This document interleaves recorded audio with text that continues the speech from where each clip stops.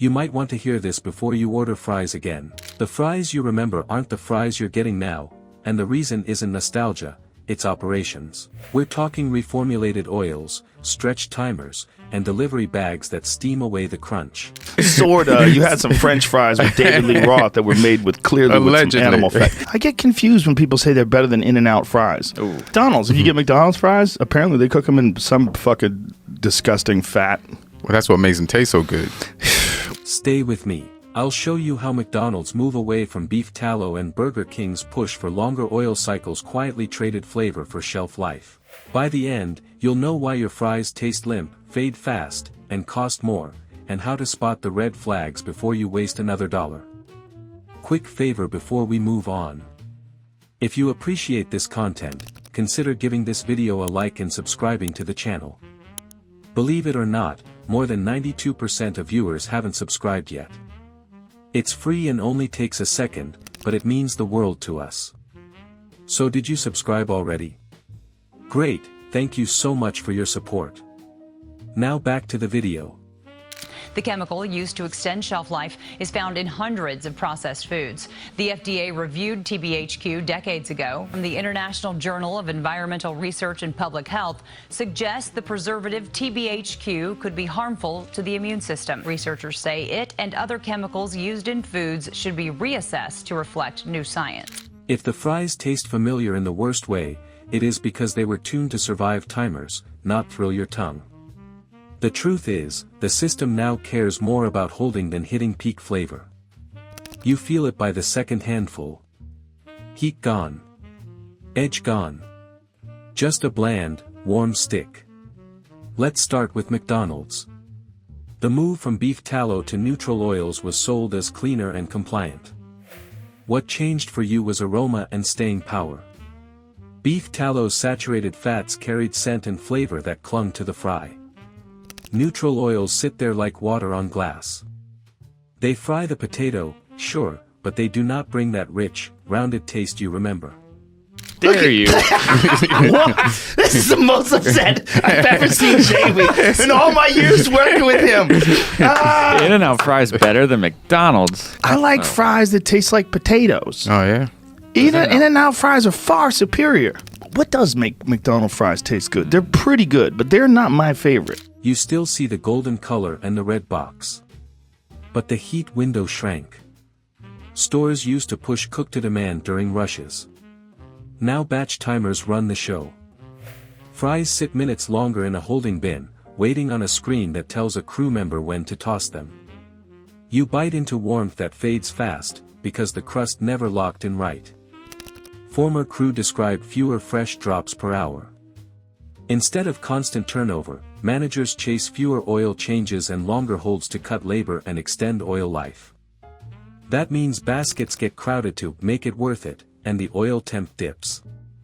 When that happens, the starch gel inside the fry does not set clean. You end up with a crust that looks crisp but hides a soft, damp middle that goes limp fast. To me, they're remarkably consistent. They always taste like potatoes. What are we discussing here? Fries are remarkable. It's like wine. Remarkably. Well, still, they can't fuck with Five Guys fries. They can be okay, but they're so hit or miss that they can miss bad.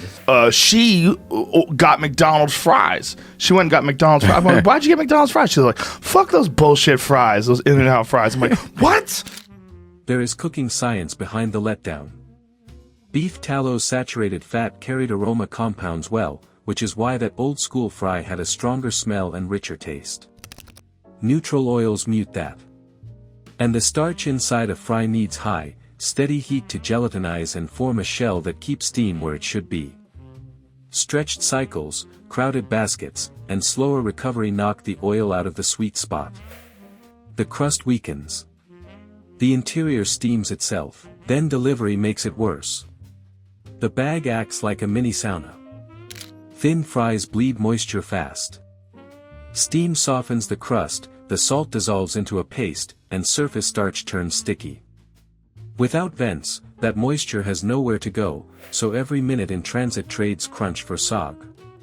By the time you crack the bag, the fries have the texture of a napkin dipped in warm broth. Not great. Moisture migration is quick in thin fries. That is why sealed bags are flavor traps. The longer the ride, the duller the taste. And you can test this in your car. Open the bag, let the steam escape, and those last fries hold better. Close it tight, and they wilt fast. The packaging is simple paper, but in this case simple is not your friend. We're using these potatoes, and then they take that bag and shake it in there and cut it up. They have Cajun fries, so they win. Five Guys are the king of fries. For real? Yes, Yeah, they have those are two real, options. yeah. Oh, yeah? They're real. They have the fucking potatoes in bags sitting in their goddamn store just to let you know you have another option. You got spicy fries that are goddamn delicious. I might have to stop by there. And then you don't have to crack packets to get your ketchup. They have a giant tub of the ketchup. You squirt that. Now let's move on to Burger King. The chain kept tinkering with recipes to extend shelf life and shave calories. Coatings promised extra crunch and longer hold, but they taste like a layer of starch that never earned its keep.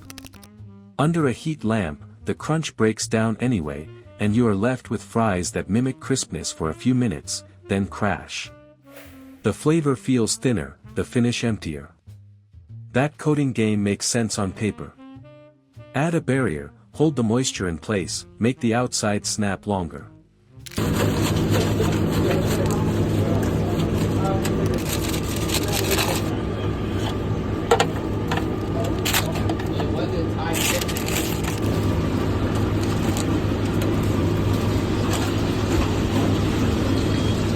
But when the oil runs cooler or baskets crowd, the coating turns gummy. It fights for texture while the core steams, and the result is a staged crunch that disappears by the time you hit the bottom of the bag. It is durability at the cost of taste. So here is your mini payoff. Your fries taste like a copy of a copy because the base fats got cheaper, the oil is pushed to last longer, timers rule the drop, and delivery traps steam. The brand colors stayed, the product drifted. You still get the logo, you do not get the same fry. Now let's move on to how to spot when a batch was cheapened before you spend your dollar. So here is the takeaway: when a chain optimizes for hold time and delivery instead of fresh turnover, fries slide from signature to filler. You pay more and get less flavor. That is the trade. Ask for a fresh drop. Skip sealed bags so steam can vent. If this gave you something to chew on, hit like, subscribe and share it with someone. Small moves fix a lot of sog. And you might want to plan your order, too. Thicker cuts keep heat and crunch longer, like a small thermos for potatoes. Next time, we will show which styles actually hold up in the real world.